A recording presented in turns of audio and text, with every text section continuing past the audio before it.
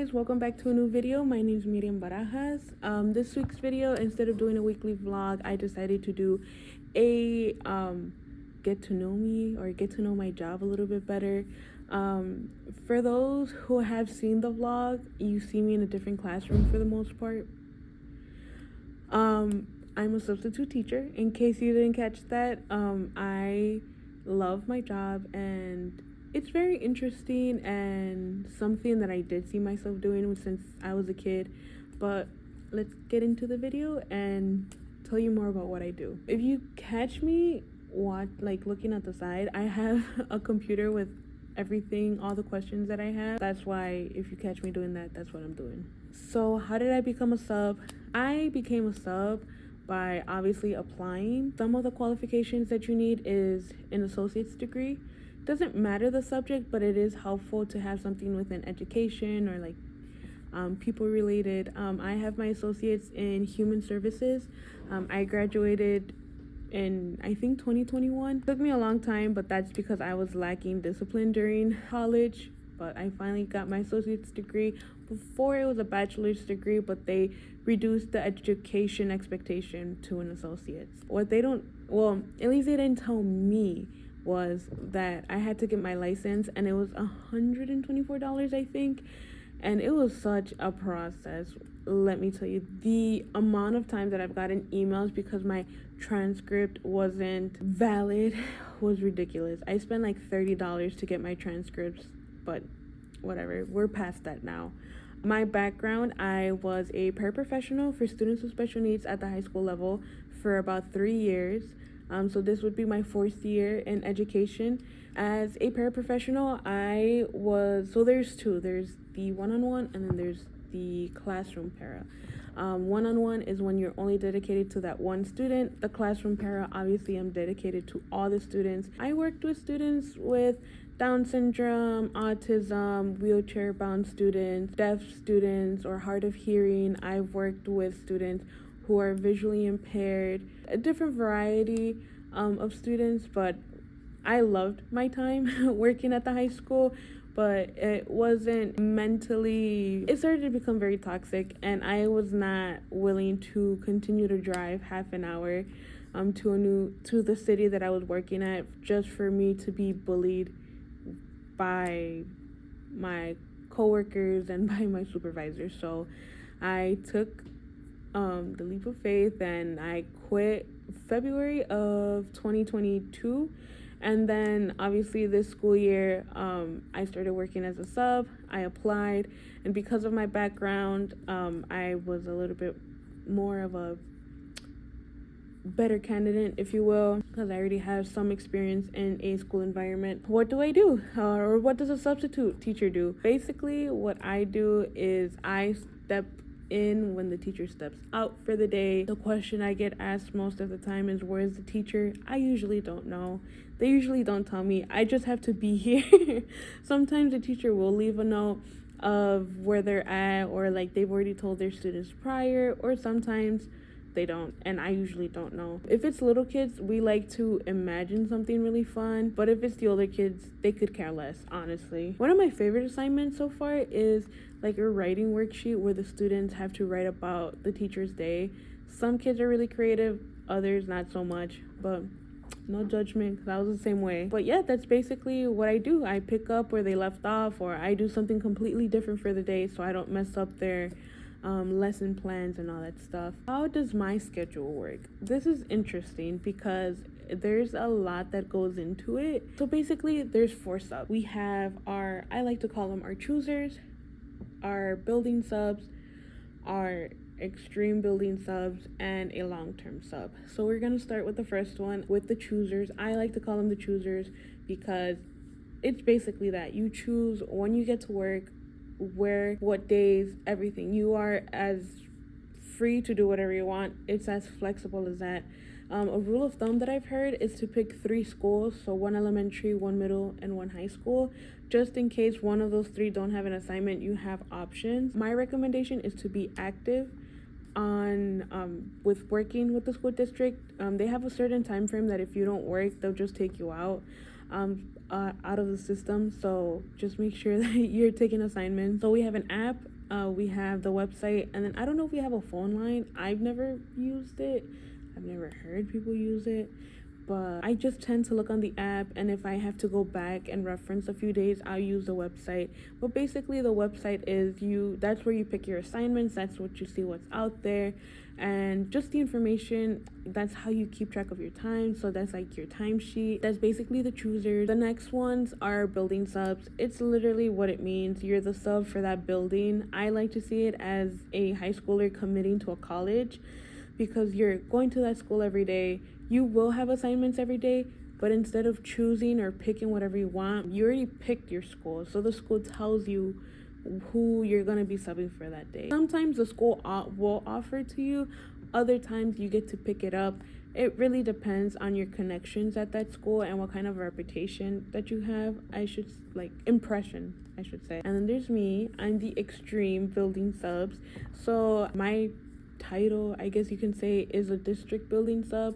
So what that means is that my supervisor picks for me, and then on top of that we have an agreement where she tells me the morning of. So sometimes I won't know where I'm going until an hour before or 2 hours before, which is fine because that's the life I chose and I love it. For building subs, it's for people who want something more stable, but for me, this going everywhere and anywhere is stable. Keeps me on my toes, keeps me motivated, and I get to know a lot of more skills, teacher, like classroom management from different teachers. So I really like doing what I do. It's pretty extreme, but I mean, it's been working for me so far. On top of that, I've been grateful to work almost every single day that I've been able to work, because if I don't work, I don't get paid. So I'm really grateful that I have been able to work all the time. So yeah, so that's why, like, if you see in future videos or like in TikToks or vlogs or anything, you see me in a different classroom, that's why. I'm just a building sub. I'm going anywhere and everywhere. So I have a different background and different classroom almost every single day. Finally, we have our long-term substitutes. So with that being said, long-term substitutes are pretty self-explanatory, but you have one assignment for that long-term period of time. So for example, I've been one, not for me.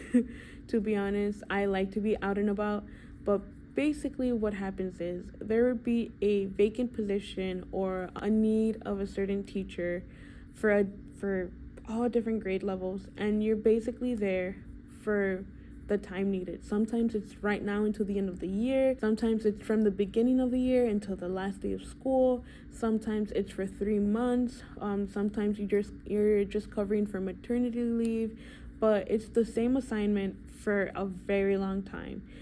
So you don't have to worry about picking your own assignments. You don't have to worry about any of that. Basically what happens is you're just there every single day, and it's like you're the teacher. And with that, it comes with more responsibility. No pay increase, unfortunately. So you have to do the lesson plannings when the kids are out of school. That's when you should be doing your grading, meetings, all of that. You're basically the teacher, but without the teacher title. That's just how it is. Let's keep going. And so what grades do I teach? I teach as young as pre-K and as old as 12th graders. So I work with all different kinds of populations. I've also worked with special ed classes. So I just work the whole school district. So it's pretty interesting. Very much of a personality change every day. So I don't know what that says about me, but that's pretty much how it goes. On top of that, I have to be on point with teaching anything that gets thrown at me. So it can get very interesting when I don't know the subject, which is usually anything within science. So what does a basic day look like? So the gist of it is, step 1, get there 5 to 10 minutes before the school day starts. The reason for that, so you can find parking, to avoid school traffic, all of that. 5 minutes if I've already been to the school and they're pretty chill about it. 10 minutes if I haven't been to the school, because it can be such a headache to find the office. You would think it'd be easy to find the office, but it's really, really hard. You would assume that'd be door 1 because they have them numbered for each door, but it's usually like door 12 or something like that. It's very confusing. So that's why I like to get there like 10 minutes before, just to avoid that situation. After that, you sign into the office. They give you the material, the lesson plan. Sometimes they have a subfolder. Sometimes they'll give you a laptop. Then you go to the classroom, look over the lesson plans, just so you know what's going to be happening once the students come in. You take attendance. For elementary school, you have to do a lunch count and the attendance. For middle school, some middle schools want you to do a lunch count, others you just take the attendance. And for high school, just take the attendance. After that, you execute the day, and once the day is done, you return all the material and then go home. Unless they otherwise. But usually it never happens. To go more into depth, what does a day in elementary school look like? I view it as a performance because I have to be with them all day. And not that it's a bad thing, but it's just not me. I still take the assignments, but it's just not me. But basically, the students are on a rough schedule. Like right now, for my lesson plan, it's 3 pages of information, which is really nice because at least that way I have more information on how to handle certain situations or how to do the lesson plan. The students in elementary have a schedule where the teacher likes to stick to it. I've had teachers that only want them on the computer. I've had teachers that want them sub to teach. So that's pretty much how elementary school goes. I like to make sure that I know I have to watch recess or not.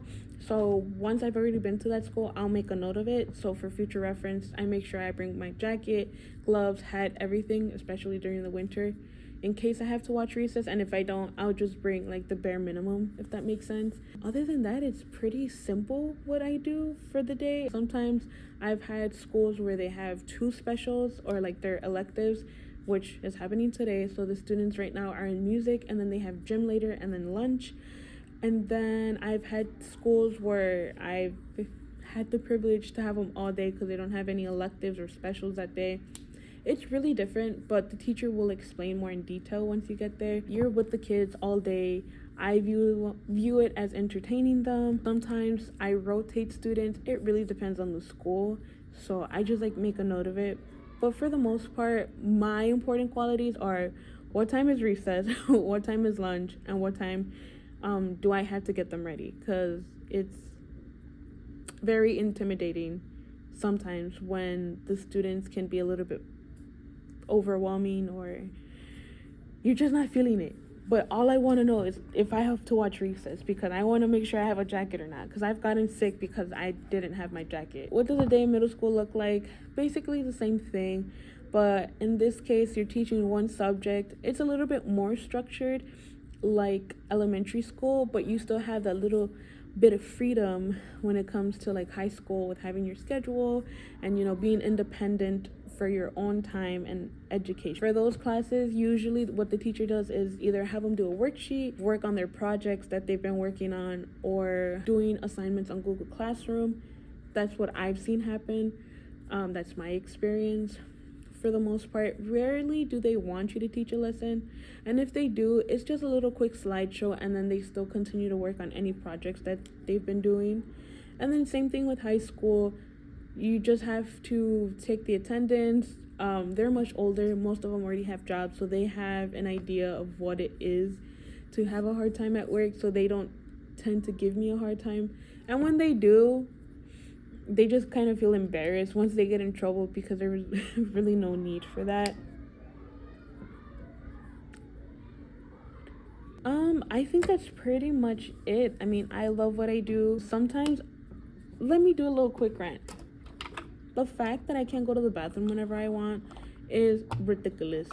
One piece of advice for my subs out there, or at least this is how it works for my school district, I have to call someone from the office.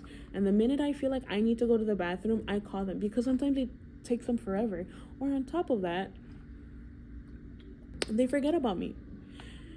And then I have to make the excuse of taking the students out to the bathroom just so I can go to the bathroom. Ridiculous. I've had teachers who don't leave me anything. Don't leave me a lesson plan, and so I have to use their emergency lesson plan. I've had subs where they're not disorganized really, but like for example, they'd be like, oh, the bin is in the back of the classroom. but there's like 20 bins in the back of the classroom, and I'm not the type to like snoop or anything, so it makes it that much more uncomfortable for me to do my job because I don't know where to look for the bin. I don't know what the bin looks like I don't know.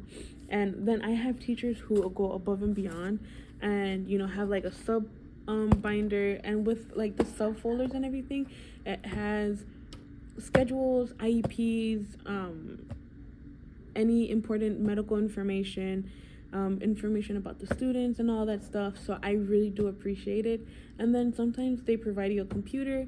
If they don't and they need you to use a computer, you can just use the teacher's computer and just put your information on there. There's just like a lot that you need to remember, and once it can be very intimidating, especially as a sub, because you don't have any proper training per se. You have to do like all this training online, but to be in the classroom is a whole different story.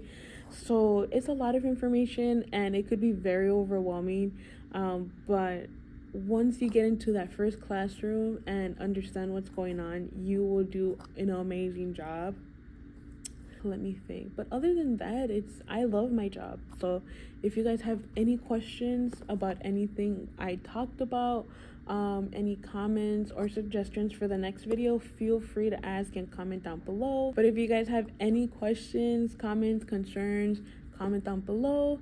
Thank you so much for watching. Super grateful with how this journey has been going, because let me tell you, editing a week vlog, so time consuming. Like, I felt so exhausted last week and now I feel so much better.